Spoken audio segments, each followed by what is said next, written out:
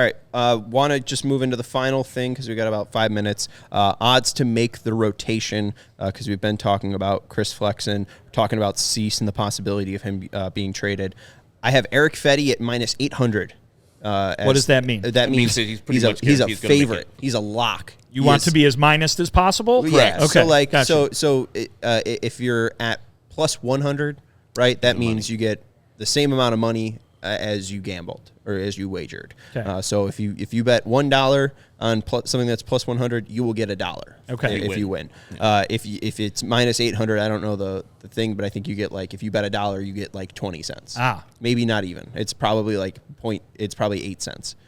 So he's a very heavy favorite. Gotcha. Understood. It's Dredrick Tatum versus Homer Simpson. Okay? Understood. Erick Fedde, -800. Michael Kopech, -145. I think that he's not.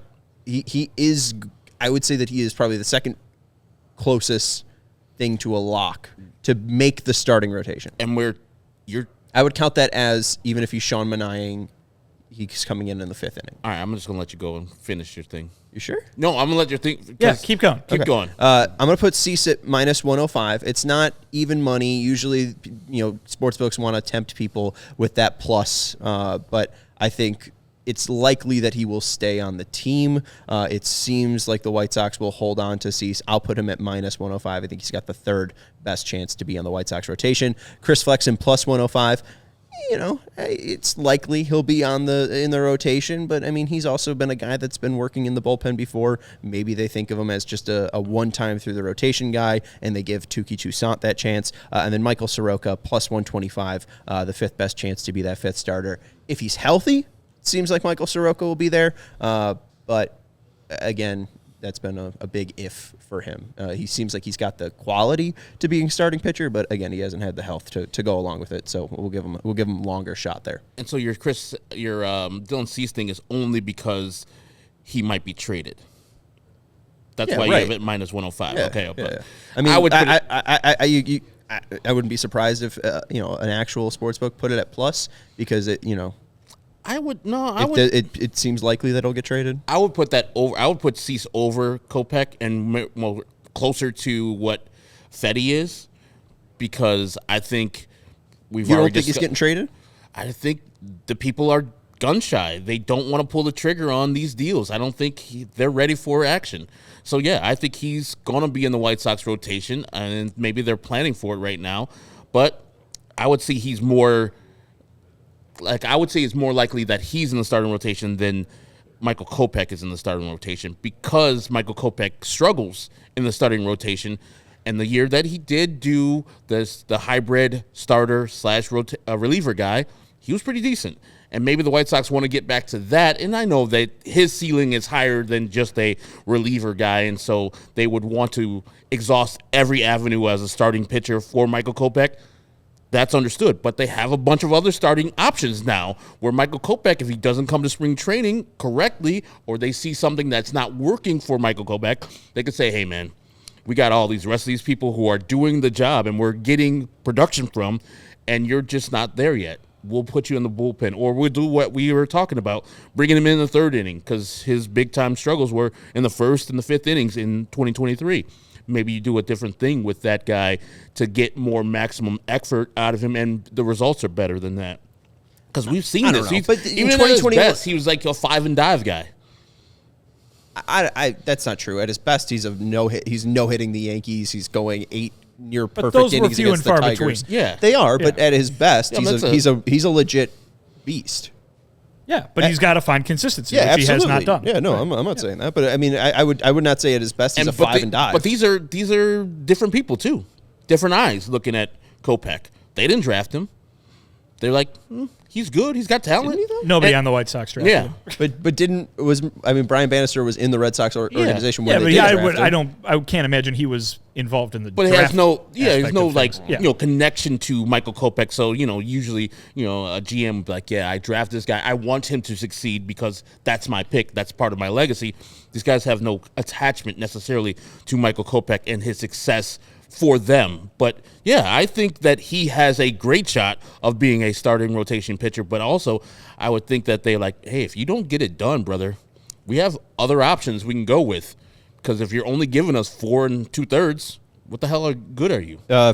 When Bannister first met the media, can you fix Kopech? Part of being around the game a long time, I had Michael in Boston. He was a part of the sale trade. I'm a big believer in him. We already had some initial discussions. My sweet spot has always been helping pitchers who are either coming off a down year or have lost their identity a little bit and really getting in there and building trust with them and helping them identify what makes them a productive major league pitcher and just walking alongside them in that process. But can you fix Kopech? For sure. I just knew he had that issue, but going forward, there are things that we did in Boston that I'm also looking to do here. So I don't know. I push back on that because he has worked with him before. He's worked with him, and like you look at Chris Flexen, you look at Erick Fedde, you look like Michael Kopech has major league stuff. He does. Like the best canvas that he has, or the best. I don't know what would this be for Brian Clay. Bannister? You're the looking best for clay. Yes. The actual flown in from Italy. Like this is the best material. Is that where the best clay comes from? I don't know.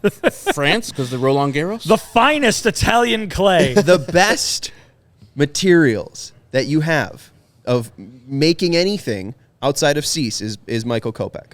Michael Kopech has a major league elite fastball, and that has been from 2021, 2022 to 2023, at least the stuff, right? It hasn't been located well all throughout those years. And when he had the training wheels on, he was a lot better in one-inning situations. But, again, they need him to work out as a starter. And there's nothing stopping them from letting him completely fail and burn out in Chicago. Like, I don't understand the reason why you wouldn't have him be the starter. Other options.